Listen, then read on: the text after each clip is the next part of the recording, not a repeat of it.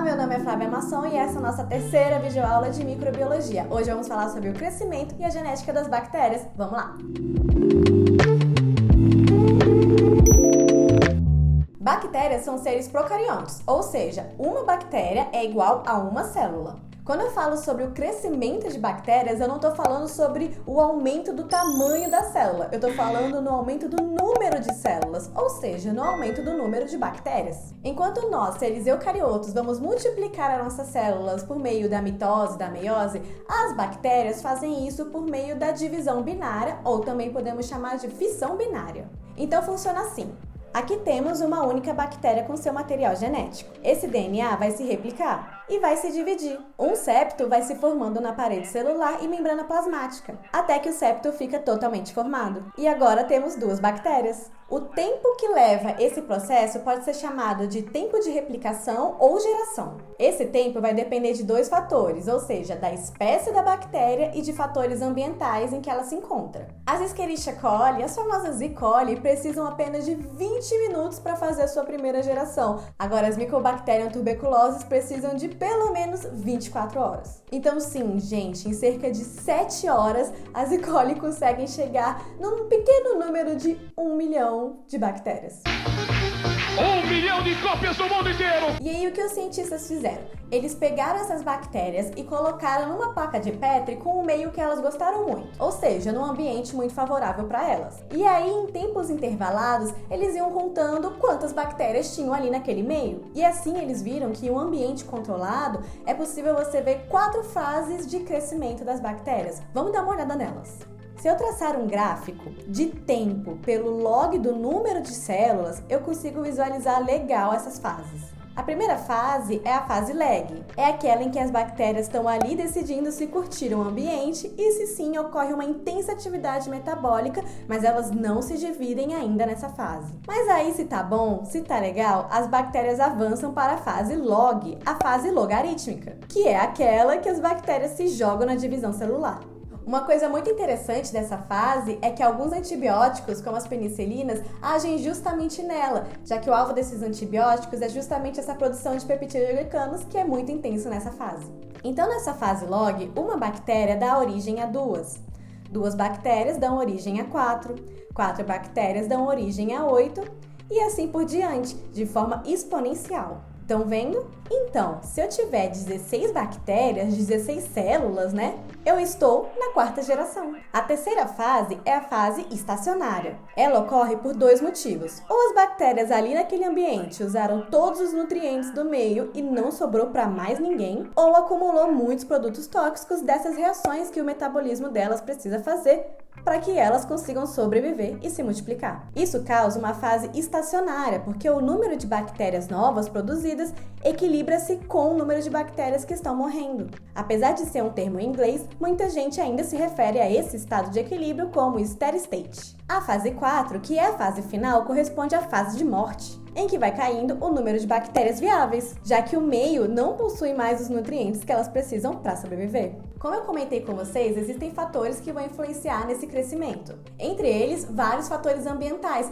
como temperatura, pH, pressão osmótica, água, oxigênio. Você já deve ter ouvido falar por aí que existem bactérias que amam oxigênio e bactérias que odeiam oxigênio. E isso é tão importante pra gente que a gente até mesmo classifica as bactérias de acordo com a preferência delas pelo oxigênio ou não. Na medicina isso é muito interessante, porque isso vai ajudar bastante na parte de diagnóstico, inclusive. As bactérias podem ser aeróbias obrigatórias, ou seja, elas precisam de oxigênio para gerar energia. Sem oxigênio, não sobrevivem ou crescem. Nesse grupo, temos como, por exemplo, a Mycobacterium tuberculosis, responsável pela maioria dos casos de tuberculose. Outras bactérias são anaeróbias facultativas. Elas utilizam o oxigênio para gerar energia se tiver oxigênio para elas, mas se não tiver, também não tem problema nenhum, não tem tempo ruim. Elas utilizam a via da fermentação para produzir ATP. Aqui temos como exemplo a E. coli. E por fim, o terceiro grupo é das anaeróbias obrigatórias. Elas são incapazes de crescer na presença de oxigênio. As espécies desse grupo podem reagir de formas diferentes na presença do oxigênio.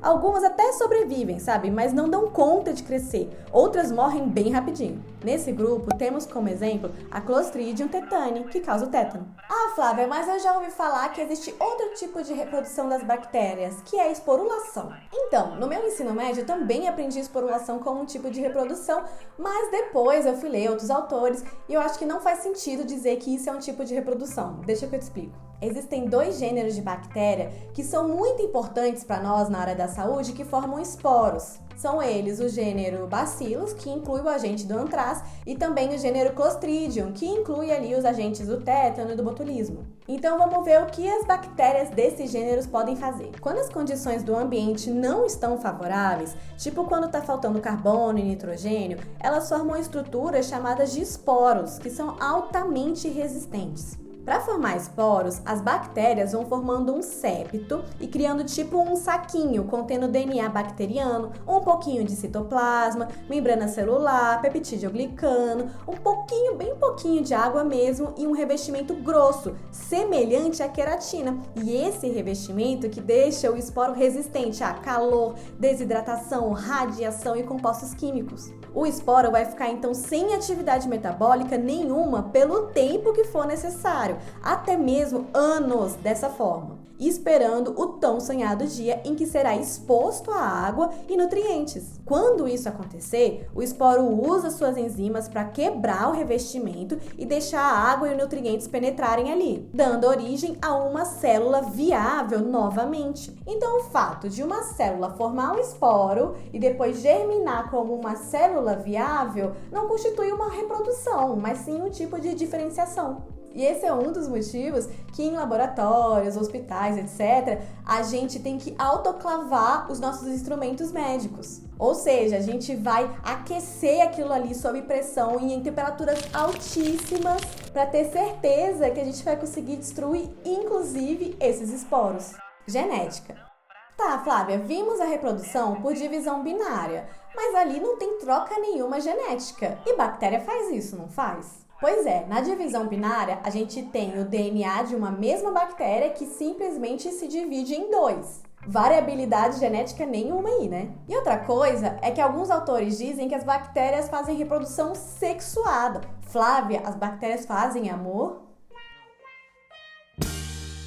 Depende do seu ponto de vista. As bactérias vão adquirir essa variabilidade genética com os fenômenos que eu vou descrever a seguir. E alguns autores vão dizer que esses fenômenos são um tipo de reprodução sexuada, porque vai acontecer uma troca de material genético. Entretanto, outros autores acreditam que isso não é um tipo de reprodução sexuada, porque seria necessário você ter uma transferência de genes verticalmente. E a gente vai ver que nos fenômenos de transformação, transdução e conjugação, na verdade a transferência genética é horizontalmente. Então, isso vai depender do seu professor. Eu não vejo como um tipo de reprodução sexuada, mas independente disso, a gente vai ver certinho o que acontece nesses 3 fenômenos. E eles são muito importantes, principalmente pra gente na área médica, porque é aqui que acontece esse espalhamento da resistência a antibióticos entre as bactérias. Transformação. Na transformação, as bactérias que estão morrendo liberam o seu DNA e outras bactérias podem internalizar esse DNA. Seria como se elas estivessem circulando por aí e aí tem um DNA ali dando mole, elas vão lá e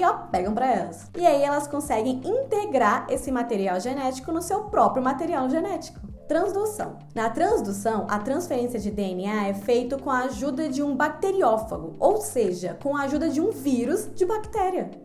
Olha que loucura! Quando a bactéria está sendo infectada por um vírus, o seu DNA se fragmenta em pedaços. O bacteriófago vai então despejar o seu DNA viral dentro da bactéria. Quando novos vírus forem sendo formados e crescendo dentro da bactéria, eles podem, sem querer, acabar incorporando pedacinhos do DNA da bactéria. Então, o que vai acontecer? Quando esses novos vírus forem infectar novas bactérias, vão acabar introduzindo esses pedaços de DNA que pegaram da outra bactéria e essa nova bactéria vai acabar integrando esse material genético no seu também. Isso pode, inclusive, transformar uma bactéria que não era patogênica em uma bactéria patogênica. Conjugação. E, por fim, temos a parte em que as pessoas dizem que as bactérias fazem amor. Imagine que uma bactéria tem um plasmídio, que vamos chamar de plasmídio F. F de fertilidade. Esse plasmídio possui os genes que vão codificar as proteínas necessárias para a conjugação. E temos uma bactéria que vai receber esse plasmídio. Então ela é F negativa, já que não tem o plasmídio ainda. Você pode dizer também que a bactéria F positiva é a bactéria macho, doadora, e a bactéria F negativa é a bactéria fêmea, receptora. O acasalamento é iniciado quando o pilo sexual da bactéria macho, doadora, liga-se a um receptor da superfície da bactéria fêmea, receptora. As células, então, estabelecem contato direto pela retração desse pilos. Após uma clivagem enzimática do DNA do plasmídio F, apenas uma fita é transferida através dessa ponte de conjugação ao interior da bactéria receptora. O resto dessa fita será sintetizada na célula receptora e agora ela possui um plasmídio F para chamar de seu. Ou seja, ela se torna uma bactéria doadora também, né? Uma F positiva. E a minha outra bactéria, que era doadora desde o início, vai continuar doadora, porque ela ainda tem o plasmídio. Ela transfere só uma fita e não o plasmídio inteiro. Então ela também vai sintetizar o que falta e continuar. E agora tenho duas bactérias com uma cópia completa de DNA plasmidial. Nesse exemplo que eu acabei de dar, a gente está falando sobre plasmídios. Lembra que é aquela parte de material genético que não está junto do cromossomo da bactéria. Os plasmídios ficam ali separadinhos. Mas existem exceções de bactérias que têm esse plasmídio F justamente integrado ao DNA bacteriano dela. Chamamos até mesmo essas bactérias de células HFR. Então, nesses casos, a transferência não é de um plasmídio, mas sim de um pedaço do DNA da bactéria que contém o plasmídio. E essa estrutura vai ser integrada também no DNA da bactéria receptora. Então, quando a gente fala da natureza do que está sendo transferido na conjugação, a gente pode falar que a natureza é tanto plasmidial quanto cromossomal. Vimos, então, que esses fenômenos podem contribuir para a resistência de antibióticos. Mas, para finalizar esse caos genético, vocês acreditam que ainda existem duas formas de transferência de DNA bacteriano, só que agora dentro de uma mesma bactéria que também pode contribuir para a resistência a antibióticos? E até mesmo para a evasão do sistema imune? Transposons. Você já ouviu falar no termo DNA parasita? Algumas pessoas chamam os transposons dessa forma. O que são esses transposons? São pedaços de DNA que conseguem se mover e ir parar em outro local do genoma.